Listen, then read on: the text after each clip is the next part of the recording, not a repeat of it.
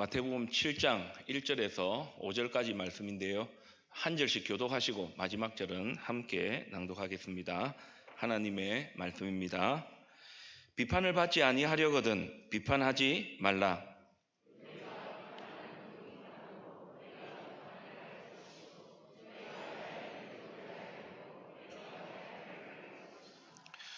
어찌하여 형제의 눈 속에 있는 티는 보고 내 눈 속에 있는 들보는 깨닫지 못하느냐?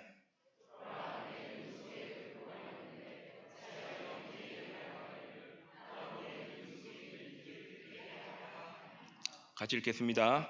외식하는 자여 먼저 내 눈 속에서 들보를 빼어라. 그 후에야 밝히 보고 형제의 눈 속에서 티를 빼리라. 아멘. 말씀하시는 하나님, 말씀을 통해 부어주실 은혜를 기대합니다. 흔들리는 우리의 마음을 말씀의 능력으로 붙들어 주시옵소서. 깨닫는 지혜와 순종하는 믿음을 주시고 생각이 바뀌고 삶이 변화되는 복된 시간 되게 하옵소서. 예수님의 이름으로 기도드립니다. 아멘. 신약성경 마태복음은 전체 28장으로 구성되어져 있는데 그 중에서 5장, 6장, 7장은 예수님께서 산 위에 올라가셔서 제자들과 무리들에게 복음을 전하셨다 해서 산상복음이라 그렇게 이야기를 합니다. 우리가 잘 아는 심령이 가난한 자는 복이 있나니 이제 이 8가지 팔복으로부터 시작해서 하나님의 백성들이 어떻게 살아야 하는지 구체적인 교훈을 예수님은 가르쳐 주십니다. 오늘 본문은 그중 한 가지 교훈에 관한 내용입니다. 저를 한번 보십시오. 제가 만약에 이렇게 한다면 이 행동은 이 손가락을 가지고 방향을 가리키거나 지시하기 위해서 이제 이렇게 행동을 하는 거죠. 동작을 하는 겁니다. 이주영 목사님 일어나셔서 저하고 약속한 것 한번 해보십시다. 시작. 이 부목사님이 저를 향해 손가락질을 하고 있습니다. 짜고 하는 겁니다. 오해하지 마시고. 이 손가락이 사람을 향하게 되는 것, 여러분 이걸 한 단어로 무엇이라 할까요? 비판이라 그렇게 이야기를 합니다. 방향을 가리키거나 지시하기 위해서 이쪽이다 하는 것은 괜찮은데 이게 이제 사람을 향하게 되면은 이제 손가락질이라 비판이다 그렇게 되는 거죠. 예수님은 구원받은 하나님의 백성으로 살아가는 저와 여러분에게 비판과 관련하여 짧지만 아주 깊은 교훈을 우리에게 가르쳐 줍니다. 2가지 영적 교훈을 살펴보겠습니다. 첫 번째로 비판, 나를 돌아보라 하는 것이 예수님께서 우리에게 가르쳐 주시는 첫 번째 교훈입니다. 우리는 일상에서 살아가면서 이 잘못된 어떤 것을 할 때에 지적하고 바로 잡아가야 되기 때문에 이 비판은 필요하고 어찌 보면 당연한 것일 수 있습니다. 이럴 때 그 비판이라는 단어의 의미는 옳고 그름을 가려낸다. 그래서 건전한 비판일 수 있습니다. 하지만 제가 앞서 말씀드린 것처럼 이 손가락이 사람을 향해 가고 있다면 그것은 이 비판의 사전적 의미가 다른 의미가 있다 하는 것을 한번 확인해 보십시다. 화면 한번 보시기를 바랍니다. 비판이라는 단어의 사전적 의미입니다. 잘못된 점을 지적하는 것, 옳고 그름을 판단하는 것까지는 괜찮습니다. 우리가 분별을 해야 되니까요. 중요한 것은 그 다음입니다. 부정적으로 말하는 것, 그게 비판이 가진 의미고 오늘 본문에서 예수님께서 비판하지 말라 하셨을 때의 비판의 단어의 의미입니다. 손가락질도 사전에 보면 이렇게 나와 있습니다.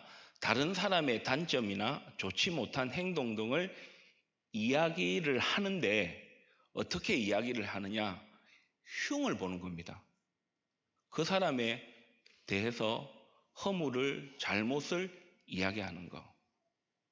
그러니까 이 비판과 손가락질 하는 것은 다른 사람이 잘못하고 실수하고 실패했는데 아이고 네가 그렇지 내가 그럴 줄 알았다 이런 말들이 뭔가 판단하고 분별해서 그 다음을 향해 나가게 하는 것이 아니라 부정적으로 그 상대방을 평가하고 또 흉을 보는 것으로 나타난다. 그래서 예수님은 비판하지 말라 그렇게 말씀하는 겁니다. 그래서 이 부정적으로 말하고 흉을 보는 것까지 나가게 되면 그 비판하는 사람의 마음에는 이런 마음이 자리 잡고 있는 것이죠. 당신 틀렸어. 내가 옳아.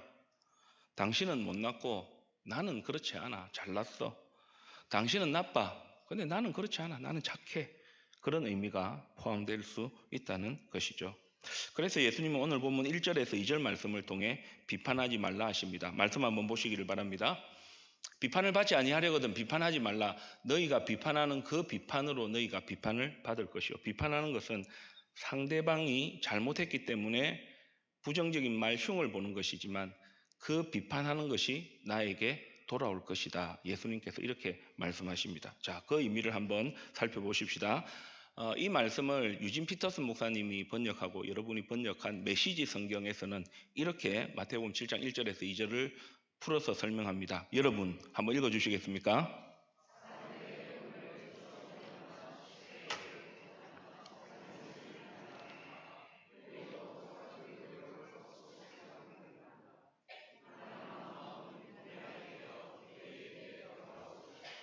예, 잘못하는 것, 옳고 그름을 판단하는 것은 필요한데요. 그것을 어떻게 이야기를 하냐면 흠을 들추어냅니다. 그 실패한 것에 대해서 막 꼬집습니다. 의미를 아시겠죠? 어렵지 않으시죠? 잘못을 막 비난합니다. 너희도 똑같은 대우를 받고 싶지 않거든 말이다. 이 말의 의미는 비판받지 않으려면 비판 안 하면 되지 이런 말이 아니라 비판을 하는 사람이 비판받는 그 사람의 모습을 가지고 있다 이런 의미가 되는 거죠. 그래서 2절에 보면 이게 딱 와닿는 단어가 부메랑이라는 단어죠. 부메랑은 던지면 어떻게 합니까? 돌아오죠. 그러니까 우리는 나름대로 상대방이 잘못했을 때에 비판한다, 옳고 그름을 가려준다라고 이야기를 하지만 그 비판받는 그 대상의 모습이 나에게도 있다. 나를 돌아보아야 한다 하는 것을 예수님께서 말씀하고 있으신 것이죠. 더 나아가서 예수님은 이 1절에서 2절의 말씀을 3절에 가서 또 이렇게 말씀합니다. 어찌하여 형제의 눈 속에 있는 티는 보고 내 눈 속에 있는 들보는 깨닫지 못하느냐. 티는 아주 작은 먼지입니다. 우리 눈에도 들어가기도 하겠죠. 들보는 무엇인지 우리 아시는 분들이 많이 있을 것 같은데 아마 우리 청년들도 잘 모를 것 같고 그럴 것 같아서 화면 한번 보시기를 바랍니다. 들보는 집을 지을 때 기둥과 기둥 사이를 지탱할 수 있도록 가로로 놓는 나무를 들보라 그렇게 이야기를 합니다. 그러니까 눈에 들어갈 수 있는 아주 작은 먼지인 티와 들보를 비교하고 있습니다. 여러분 사실 이게 비교가 되는 겁니까? 안 되는 겁니까? 안 되죠. 과장법을 사용하면서 예수님은 비판받아야 할 대상과 비판하는 그 대상들 비판하기 전에 먼저 비판을 받을 대상이 아닌 비판하는 자의 모습을 먼저 돌아보아야 한다. 비판하는 사람의 눈에는 들보가 들어있고 비판받는 사람에는 티밖에 없다. 그것을 말씀하시면서 이 비판이 다른 사람에게 비판을 하기 전에 자기를 먼저 돌아보라. 그 교훈을 예수님께서 말씀하시는 거죠. 당신 그렇게 하면 안 돼. 그렇게 비판하기 전에 그럼 나는 이라는 질문을 한번 던져보라 하는 것이 오늘 본문이 우리에게 가르쳐주는 교훈입니다. 사도 바울이 이 말씀을 조금 해석해서 로마 교회 성도들에게 이렇게 전했습니다. 로마서 2장 1절에서 2절 말씀을 보시면요. 판단하는 사람아, 비판하는 사람아, 누구를 막론하고 내가 핑계하지 못할 것은 그 비판받을 만한 그 사람을 판단하는 것으로 그 판단이, 그 비판이 그 사람에게만 해당되는 것이 아니라 바로 누구를 정죄하는 것과 같다. 비판하는 사람을 나를 정죄하는 것과 같다. 부메랑. 그러니까 비판하는 사람은 나는 괜찮은 것 같고 나는 잘못이 없는데 저 비판받을 사람만 잘못했다라고 하지만 그 비판받는 사람의 잘못이 나에게도 있다. 2절 말씀해 보니까 여기서 하나님의 심판이라는 것은요, 무슨 맞습니다. 하나님의 심판입니다. 그런데 저도 살아가면서, 여러분도 살아가면서 얼마나 비판 많이 하며 살았습니까? 그때마다 하나님의 심판이 있었다면 살아남지 못하겠죠. 비판하지 마라. 비판하는 거 하나님께서 싫어하신다. 그렇게 살면 안 된다. 비판하면 그 영향력이 좋지 않다. 그것을 사도 바울이 전하고 있는 것이죠. 사랑하는 교회 여러분, 비판하지 말라라는 그 예수님의 말씀, 또 그렇게 비판했을 때에 그 비판하는 비판으로 말미암아 너희도 비판을 받게 된다는 것은 아주 간단한 원리입니다. 당신 잘못했어. 당신 그렇게 하면 안 돼. 그 비판이 나에게도 역시 그 모습이 있다는 것을 알고 그러기 전에 먼저 나를 돌아보아라 하는 것이 비판과 관련된 첫 번째 교훈입니다. 비판과 관련해서 두 번째 교훈을 살펴보겠습니다. 두 번째 비판, 예수님은 용서하라 그렇게 말씀하십니다. 그렇다면 오늘 본문 말씀에서 그러면 상대방이 잘못했을 때 가만히 내버려 두라는 건가? 옳고 그름을 보고 잘못했으면 잘못했다는 것을 이야기해 줘야 되는데 그냥 가만히 내버려 두라는 말인가? 아닙니다. 예수님께서 비판과 관련하여서 하신 말씀을 마태도 오늘 본문 7장 1절에서 5절을 기록하고 있는데요. 사복음서 중에 하나인 이방인으로서 예수님을 믿고 구원받은 누가가 비판과 관련하여서 이렇게 우리에게 전해줍니다. 누가복음 6장 37절 말씀을 잘 보시기를 바랍니다. 말씀 잘 보십시오. 비판하지 말라. 그리하면 너희가 비판을 받지 않을 것이요. 정죄하지 말라. 그리하면 너희가 정죄를 받지 않을 것이요. 저 문장이 다르지만 내용은 같은 의미라는 거 이해하시죠? 비판하는 것은 정죄하는 것이거든요. 그러니까 비판받지 않으려면 비판하지 마. 정죄함 받지 않으려고 하면 정죄하지 마. 비판과 관련해서 거기서 끝나는 것이 아니라 중요한 것은 세 번째입니다. 비판하지 않는 것으로, 정죄하지 않는 것으로 그치는 것이 아니라 무엇까지 하라? 용서까지 하라. 그것을 예수님은 우리에게 말씀하고 있는 것이죠. 그런데 제가 설교를 준비하면서 비판하지 말라는 말씀과 용서하라는 말씀의 상관관계가 어떨까? 여러분, 용서라는 단어의 의미를 아시죠? 그런데 제가 이 용서라는 단어의 사전적 의미를 보면서 이 두 번째 대지를 이렇게 잘 설명할 수 있겠다라는 생각이 듭니다. 용서라는 단어의 사전적 의미를 한번 보시기 바랍니다. 공부하는 것이 아니고요. 그 의미를 잘 설명하기 위한 내용입니다. 용서할 때의 저 용자는 얼굴 용자입니다. 얼굴 용자. 그 다음에 저 서자가 용서하다 할 때의 서자입니다. 그래서 용서는 뭐냐? 지은 죄나 잘못에 대하여 죄를 짓고 잘못하면 어떻게 해야 되겠습니까? 꾸짖고 벌을 줘야 되지 않겠습니까? 그런데 꾸짖거나 벌을 주지 않고 어떻게 본다고요? 너그럽게 보아주는 것이 용서다. 그런데 왜 저기 얼굴 용자가 쓰였을까? 제가 생각해 보니까 두 가지인 것 같아요. 용서는 그 대상이 누구입니까? 얼굴을 가진 사람이죠. 그 사람이 잘못을 할 때가 있다는 겁니다. 그리고요, 그러면 어떻게 잘못을 했는데 꾸짖거나 벌하지 않고 너그럽게 지나갈 수 있을까? 이런 의미가 아닐까요? 예를 들어서 우리 가족, 남편과 아내와 우리 자녀들이 잘못을 했어요. 그러면 강용찬 목사나 저와 여러분이 나타나는 잘못했을 때에 나타나는 현상은 무엇입니까?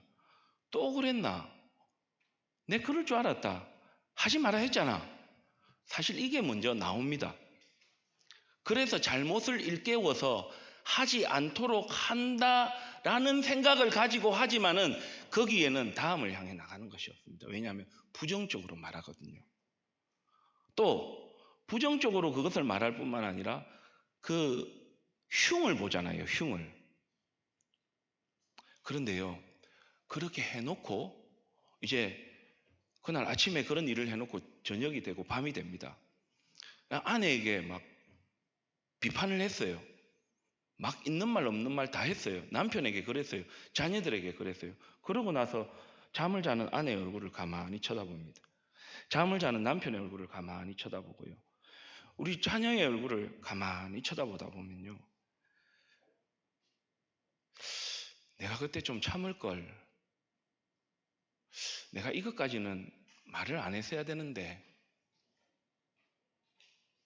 그게 용서에 담긴 의미가 아닐까요? 우리는 옳고 그름을 판단하는 것은 필요한데, 옳고 그름을 판단해서 그치는 것이 아니고 자꾸만 부정적으로 말을 하고 흉을 보고, 예수님 그것을 아시고 천국 시민, 구원받은 하나님의 백성은 그렇게 하면 안 된다라고 말씀하시면서 용서의 개념을 가지고 오셔요.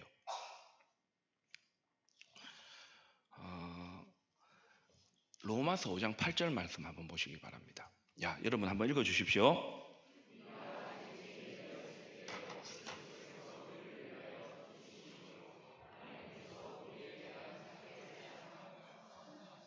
아멘이십니까? 죄인 되었을 때라는 말은 비판이라는 단어의 의미를 떠올리게 합니다. 잘못했잖아요. 그렇게 하면 안 되잖아요.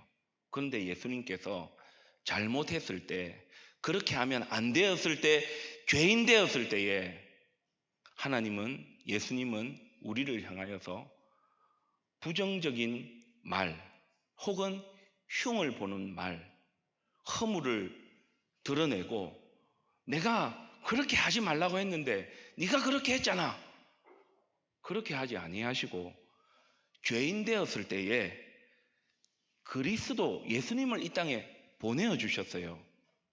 예수님도 그 하나님 아버지의 말씀에 순종하여 오셨어요. 죄인 되었을 때에 예수님께서 그 십자가에 죽으셨어요.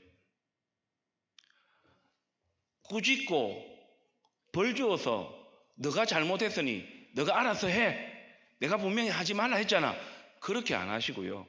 용서, 그 잘못한 것을 보신 것이 아니라 그 잘못한 죄인된 강용찬을 보시고 여러분을 보신 거죠. 마치 우리 남편, 아내, 자녀들 잘못했을 때에 그 남편을 바라보지 아니하고 아내를 바라보지 아니하고 자녀를 바라보지 아니하고 잘못한 그것만 바라보니까 막 그것을 가지고 흉을 보고 막 부정적인 말을 하고 막 있던 말 없던 말 다 끄집어내 가지고 쏟아붓는 거죠. 근데 하나님은 죄인된 저와 여러분 잘못했을 때, 등을 돌렸을 때 그 죄를 보신 게 아니라 누구를 보셨다고요? 강용찬을 보시고 여러분을 보신 겁니다. 분명히 잘못했죠. 근데 그 잘못한 것 가지고 비판하지 않으시고 손가락질하지 않으시고 이 세상을 창조하시고 우리를 만드시고 보기에 심히 좋았더라.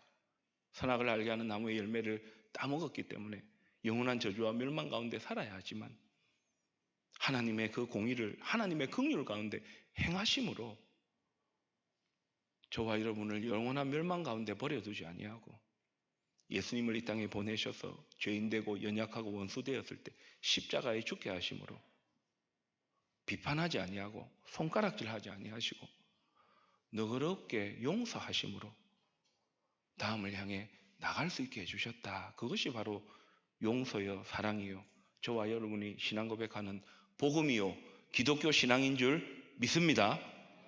그게 복음이고 기독교 신앙이잖아요. 제자들이 예수님께 찾아가서 예수님, 저희에게 기도를 좀 가르쳐 주십시오. 그래서 예수님께서 가르쳐 주신 기도가 무엇이죠? 주기도문이죠. 주기도문에 보면 이런 기도가 나오죠. 용서와 관련된 기도가 나옵니다. 화면 통해 한번 보시기를 바랍니다.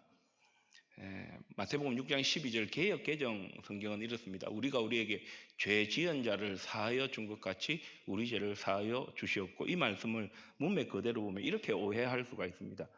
하나님, 제가 제 아내를 용서했으니까요, 그거 보시고 내 죄도 용서해 주십시오. 맞습니까? 틀렸습니까?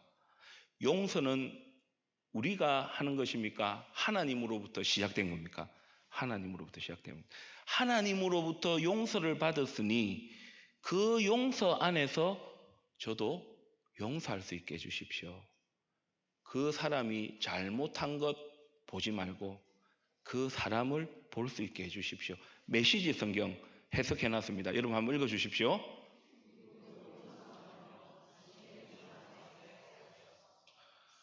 당신의 용서 안에 있기 때문에 우리가 뭐 할 수 있다는 겁니까? 용서할 수 있다. 그 의미가 바로 거기에 담겨 있는 겁니다. 예수님 아셨어요. 잘못하고 실패하고 또 그런 일을 할 때에 용서가 쉽지 않은 것을 알았기 때문에 예수님은 우리가 우리에게 죄 지은 자를 사하여 준 것 같이 우리 죄를 사하여 주시었고, 하나님의 예수님의 용서를 기억하고 그 용서와 사랑 안에서 용서해라. 그것을 예수님께서 가르쳐 주신 것이죠. 오늘 말씀 한번 적용해 보겠습니다. 설교자의 첫 번째 청중은 여러분이 아니라 설교자입니다. 설교자는 설교를 정할 때에 어떤 교회의 절기라든지 또 어떤 그 시리즈를 통해서 주제별로 할 수도 있고요. 때로는 이 설교자가 설교자로서 성도로서 살아감에 있어서 내 안에 있는 어떤 연약함들의 그 주제가 나올 때가 있습니다. 오늘 설교는 바로 그런 것입니다. 그래서 저는 설교를 준비하면서 설교하는 저가 여러분을 비판하지 아니하도록 이 비판에 담긴 복음, 그 용서와 사랑과 은혜가 전해졌으면 좋겠다. 그런 마음으로 저에게 주시는 말씀으로 설교를 준비하고 오늘 주제와 관련된 적용을 몇 가지 한번 해보고자 합니다. 이 첫 번째는요, 지난주 지내시면서 최근 들어서 가족이나 친지, 교우, 이웃, 곁에 있는 사람들의 허물과 죄가 혹시 많이 보이십니까? 그래서 덜 치워내고 싶고 끄집어내고 싶고 비판하고 싶습니까? 혹시 저처럼 지난 한 주에 그렇게 사셨습니까? 그렇다면 오늘 말씀을 기억하시고 비판을 받을 만한 행동을 한 그 대상의 티를 보기 전에 내 안에, 내 눈 안에 있는 들보를 먼저 볼 수 있는 비판, 그 상대방을 비판하기 전에 그럼 나는 어떤가? 예수님께서 그걸 말씀으로 은혜로 받으라고 말씀하십니다. 여러분, 이런 경우도 있죠. 어떻습니까? 여러분, 비판하고 손가락질하고 잘못을 부정적으로 말하고 흉을 보고 나니까 나도 잘 그렇게 못 살면서 너 왜 그렇게 안 살았어? 나는 옳고 너는 틀렸어. 부정적으로 말하고 흉보고 비판해서 마음이 좋으셨습니까? 나도 그렇다면 그 쏟아내는 그 말들을 들은 상대방은 어떻겠습니까? 상처는 아프잖아요. 어떤 상처든 안 아픈 상처가 없잖아요. 그런데 우리는 살면서 육체의 상처도 아픈데요. 그 말 한마디 때문에 우리의 마음에 남는 생채기, 그 상처가 얼마나 아프다는 걸 우리 모두는 경험하고 살아가고 있습니다. 조금 참을 걸, 이유라도 좀 들어볼 걸, 이렇게 말을 했으면 그런 후회가 저에게 참 많이 있었습니다. 여러분들도 지난 한 주간을 사시면서 그런 후회가 없으셨습니까? 목사다 보니까 장례식장에 갈 일이 참 많습니다. 윗어른 부모님들 돌아가시면 좀 더 잘 해드릴 걸, 좀 더 잘 모셔야 했는데, 그런데 그 중에서도 가장 많이 하는 말이 뭐냐면 말과 관련해서 그때 내가 그렇게 말하지 않았어야 됐는데, 말 한마디라도 좀 따뜻하게 해드렸어야 되는데,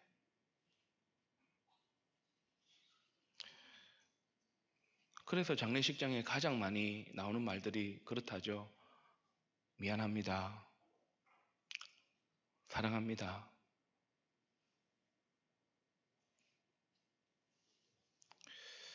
강용찬 목사님, 교우 여러분, 언제까지 그 대상을 보지 않고 그 잘못한 그것만 바라보면서 비판하고 부정적으로 말하고 흉보고 손가락질하며 사시겠습니까? 이제 좀 줄여가야 하지 않겠습니까?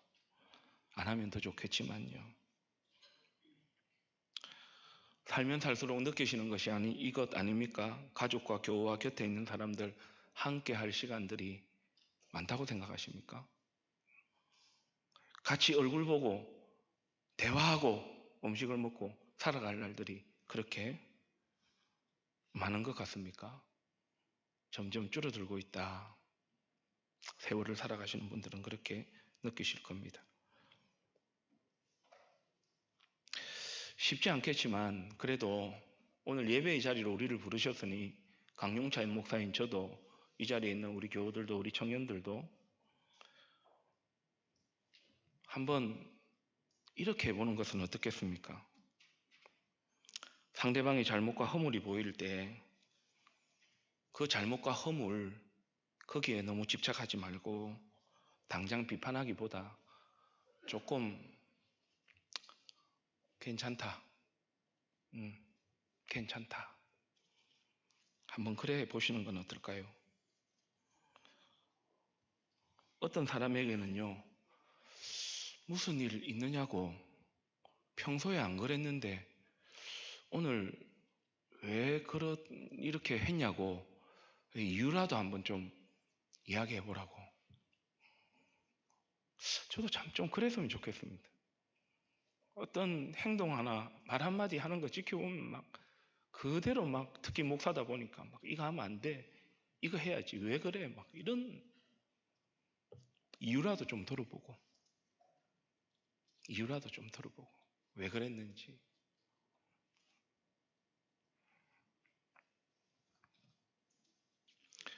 때로는 막 알아도 모르는 척 하면서 좀 묵묵히 한번 기다리면서 주기도문에 나온 것처럼 오늘 우리가 우리 죄를 사하여 준 것 같이 우리 죄를 용서하여 주옵시고 그렇게 좀 기도하면서 좀 이렇게 지나가는 것 괜찮지 않을까요? 이런 방법도 있을 것 같습니다. 내가 만약에 그 상황이었다면 나는 어떻게 했을까? 그 사람만 그런 것이 아니고 내가 그 상황에 있었다면 나는 어떻게 했을까? 그런 생각도 한번 입장을 바꾸어서 생각해 보는 것도 좋지 않을까? 그런 생각이 들었습니다. 골로새서 3장 13절 말씀 같이 읽겠습니다. 누가 누구에게 불만이 있거든 서로 용납하여 피차 용서하되 주께서 너희를 용서하신 것 같이 너희도 그리하고. 저는 이 말씀을 보면서 누가 누구에게 불만이 있다 서로 용납하라 다 비슷하다는 거죠. 목사인 저도 우리 직분자들도 우리 어르신들이 훨씬 더 그래도 인격이 있으시겠죠. 그런데 어떤 상황이 오면 어떤 우리가 믿음 안에서 살지 못하면 막 있는 것 없는 것들이 막 다 나오잖아요. 저만 그렇습니까?